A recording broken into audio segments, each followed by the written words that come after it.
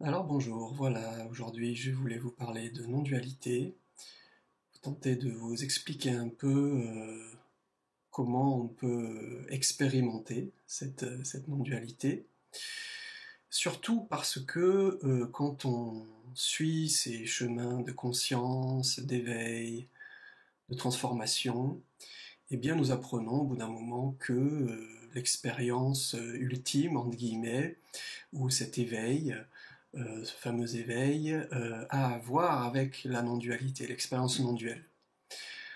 Alors, à la base, c'est assez simple parce que cet espace non-duel, c'est simplement l'espace en nous qui n'est pas emprisonné, qui n'est pas filtré par les concepts, les notions, les opinions, le langage, les symboles. Il y a cet espace en nous, ce fondement quelque part, qui est en lien avec la vie et bien sûr qui est en non-séparation avec la vie, en non-dualité avec la vie, et qui nous permet de redécouvrir ce que j'appelle en ce moment le réel, c'est-à-dire une perception pure, non voilée, hein, donc dévoilée et éveillée du réel. Et c'est à partir de cette expérience-là, de cet espace-là en nous, que nous pouvons subitement ou progressivement être de plus en plus éveillés, et à savoir, si on va un peu plus dans le détail, eh bien, nous ne pouvons pas nous éveiller. Hein. Cette personne qui cherche à s'éveiller simplement disparaît de plus en plus. Euh, et elle n'a plus, je dirais, l'hégémonie, la priorité par rapport à notre existence, qu'on appelle notre existence, mais nous sommes en fait vécus par cet espace mensuel, nous sommes vécus par la vie, nous sommes vécus par la conscience, appelez-le comme vous voulez, la présence, etc. Ça n'a pas grande importance parce que à cet endroit-là, si je puis dire, les concepts, les notions, les mots n'ont plus vraiment de réalité ou de consistance fixe. Hein. Les mots, les concepts, c'est utile, on les utilise, c'est une très belle création, c'est une très belle expression du vivant, mais ces mots, ces concepts, ce langage ne déterminent plus notre expérience.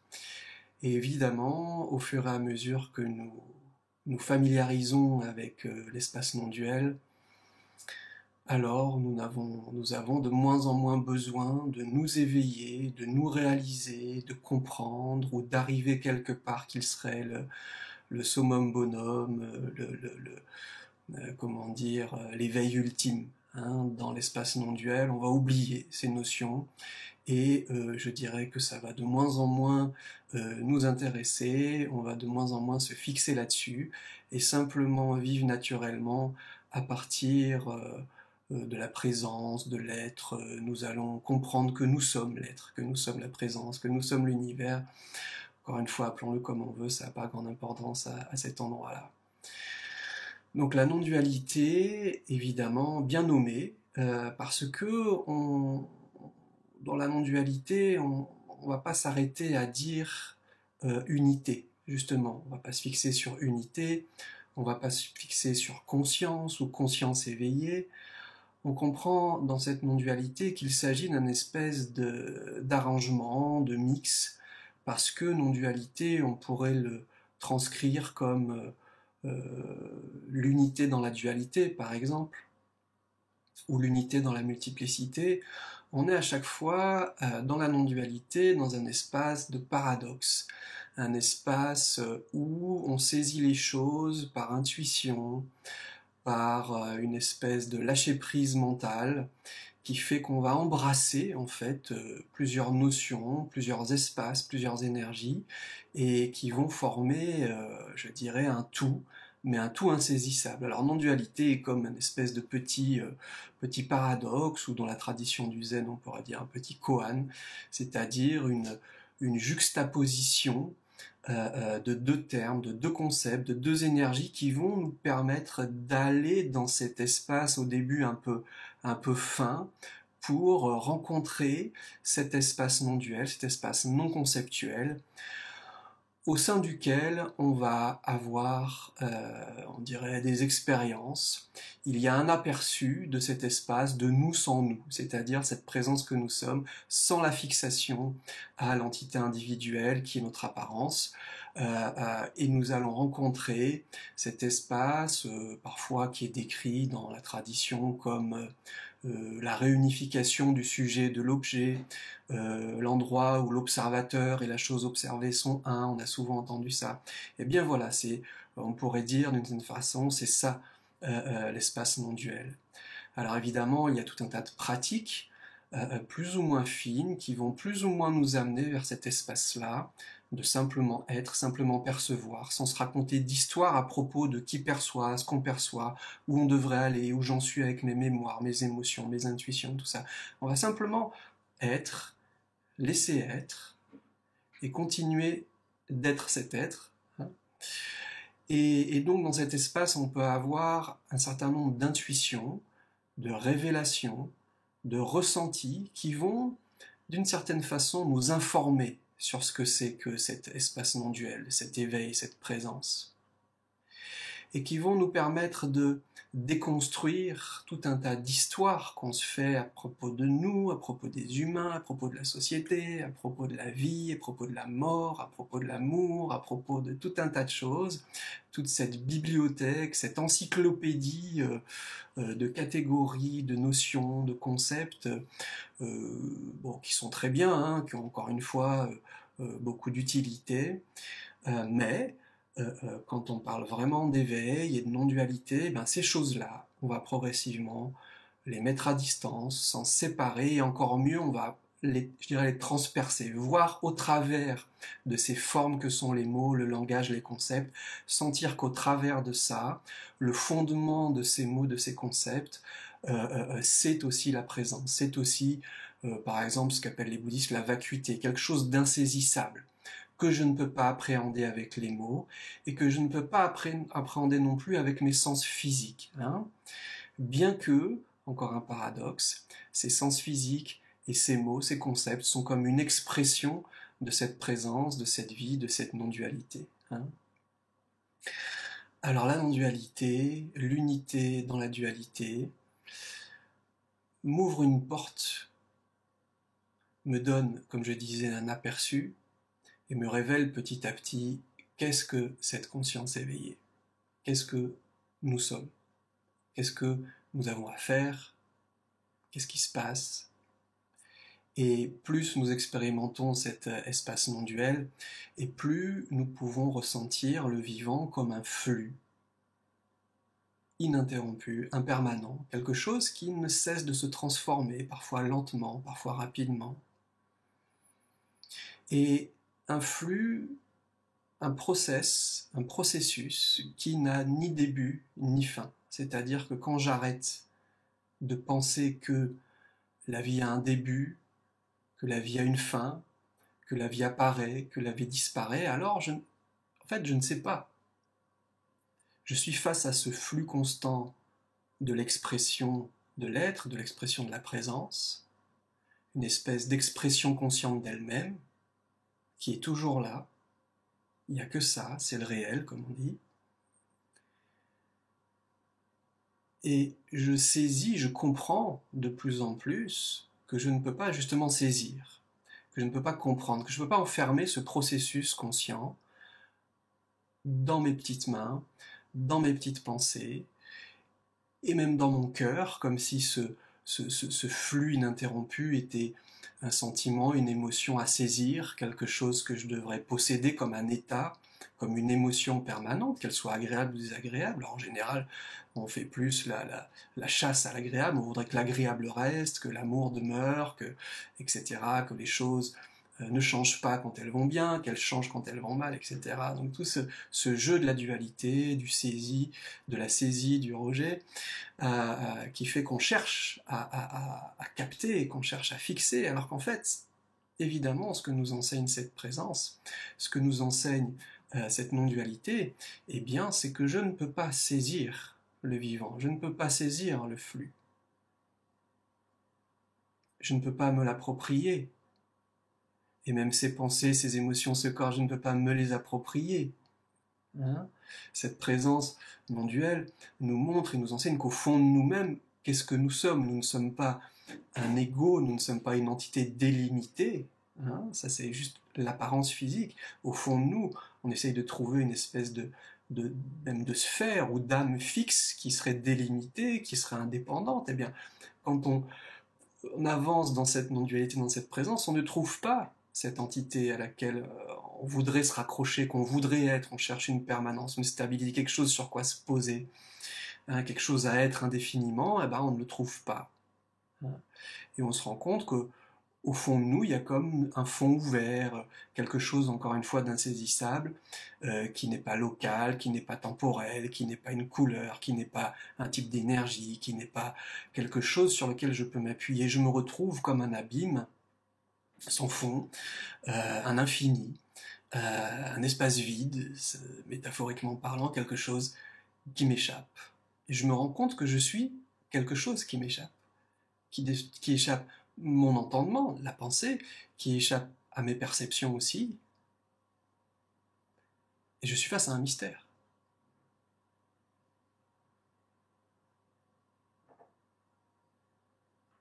Et je veux m'habituer, me familiariser avec le fait d'être quelque chose que je ne peux pas saisir, que je ne peux pas sentir, que je ne peux pas posséder, etc., etc. Je vais me familiariser avec le fait de ne pas pouvoir conclure, que ce soit avec une théorie ou une autre, une pratique ou une autre, un mot ou un autre, je ne peux pas conclure, je ne peux jamais conclure. Le mouvement est infini et insondable. Et je suis, nous sommes, et tout est cet insondable, cet infini, cet insaisissable, cet inconnu. Donc cette non-dualité, cette fin de la conception, cette fin de la saisie, cette fin de la tentative de posséder le vivant, de capter la vie dans son intégralité, alors au bout d'un moment ça se fatigue. Et je vais de plus en plus pouvoir, d'une certaine façon, vivre à partir de cette inconnaissance, vivre à partir de cette vacuité, vivre à partir de cet être infini, à partir de ce réel. Je vais apprendre à ne plus m'arrêter à des conclusions, ne plus m'arrêter à des conceptions, ne plus m'arrêter à des systèmes de croyances, à des paradigmes, à des dogmes, à des théories, pour vivre sans fixation sur ces théories, sur ces dogmes, sur ces pratiques, sur ces attachements à des relations, à des livres, à des modes de vie.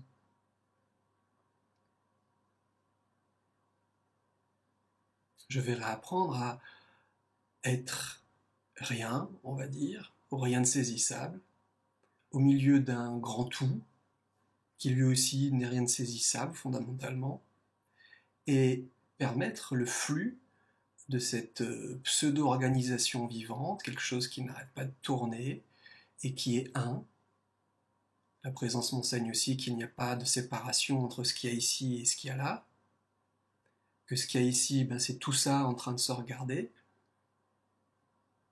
à chaque instant de se manifester et de disparaître.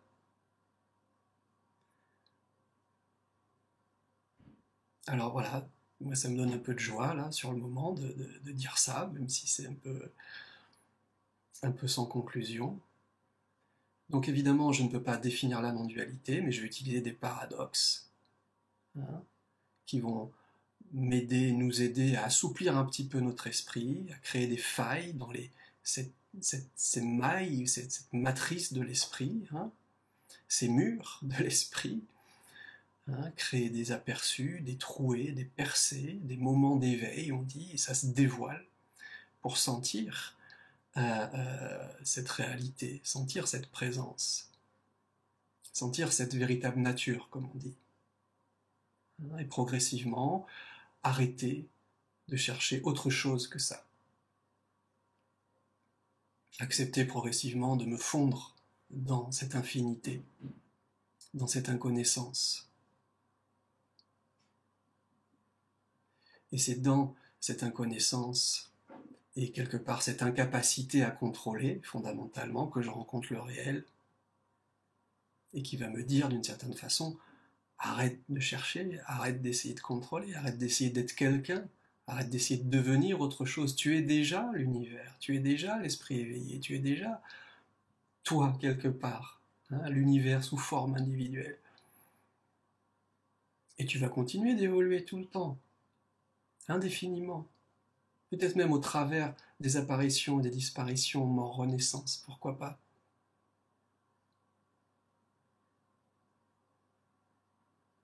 Et tout cela, c'est le mouvement du vivant et de l'univers. Donc arrête de te fixer sur des théories, sur des relations, sur des phases sociétales, sur des familles. Sois libre, libère-toi. Apprends à te baser sur le vide. Apprends à suivre le courant, à être le courant, à être l'expression libre de ce courant qui, dans le fond, ce que nous apprend la présence, est gratuit, n'a pas d'agenda fixe, n'a pas de demande envers qui que ce soit, n'a pas d'exigence, n'a pas d'avidité, n'a pas d'angoisse. Hein. Au-delà de cette dualité, de l'ombre et de la lumière, d'absolument accomplir quelque chose, et réaliser une mission, réaliser un éveil, réaliser un soi, non, tout ça, ça n'a pas vraiment de réalité. Ce sont des fixations spirituelles, des fixations culturelles, hein, qu'on prend pour vraies. Mais elles ne sont pas fondamentalement vraies, elles sont relatives. Elles arrivent, elles font leur boulot, elles passent. Donc qu'est-ce qu'il y a après l'éveil? Qu'est-ce qu'il y a après la spiritualité? Mais justement, ce flux infini, être, non-être, apparaître, disparaître, cette chose quelque part qui n'en est pas une, insaisissable, qu'on appelle non-dualité, et qui va nous obliger, au fur et à mesure de cette réalisation, que nous n'avons besoin de rien pour être déjà ce que nous sommes. Et que justement, plus j'envisage un chemin, plus j'envisage des efforts, et plus je mets des histoires entre moi et moi, entre ce que je suis et ce que je suis. Parce que je suis déjà cela. Je n'ai pas d'effort à faire pour réaliser que je suis déjà cela. Je suis cela.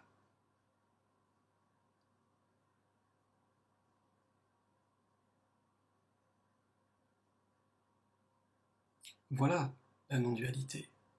Et cette non-dualité se présente parfois justement dans un caractère direct, subi, comme on dit dans les traditions, ou subitiste, c'est-à-dire qu'il n'y a que l'instant et que c'est toujours là et qu'il n'y a rien à faire.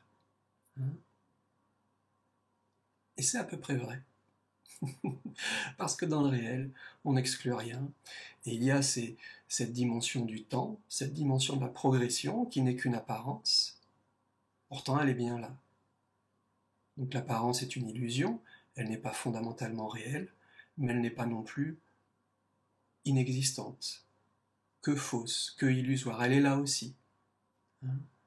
Et tout ça, ça, je dirais quelque part, sa pertinence, parce que là nous parlons de compassion, nous parlons de participation, nous parlons justement de cheminement, de devenant, j'appelle ça le devenant de l'univers. Et nous sommes aussi cette évolution constante, cette régénérescence constante, ce process. Et ça, on ne peut pas l'arrêter non plus. Donc l'apparence, les expressions de la présence ne sont pas moins réelles que la présence sans expression ou la présence pure. Hein, ça, c'est la non-dualité, c'est-à-dire qu'on ne rejette ni le relatif, ni l'absolu, ni les formes, ni le temps, ni l'instant, ni l'absence de forme. Tout ça, c'est non-duel, c'est insaisissable, et c'est ce que nous sommes. Et donc nous pouvons continuer de progresser vers ça, même si nous ne pouvons pas progresser vers ça parce que nous le sommes déjà. Hein, je vous parlais de paradoxe, on est en plein dedans. Hein, et on arrête avec les batailles de chemin, pas de chemin, instant, temps, effort, non-effort, pratique, non-pratique, tout ça va ensemble. Et c'est toujours ça, jamais ça, ni ceci, ni cela, mais quand même ceci et cela. Vous voyez? Et là, l'esprit ne peut pas se poser sur quelque chose de fixe. Il ne peut pas raisonner sérieusement, ni conclure sur « Ah, il faut une progression. Ah, il ne faut pas de progression. Ah, c'est là. Ah, c'est pas là. » Parce que même si je réalise que c'est cela et que ça ne demande rien de réaliser cela, je suis encore en train de parler de quelque chose, de cela, ou qu'il faudrait réaliser. Eh bien non, dans cet espace non-dual, il n'y a pas de réalisation. Il n'y a pas un cela qu'on découvre.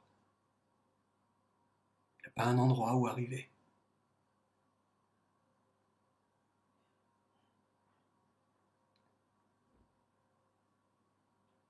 Et simultanément, je continue toujours de découvrir cela.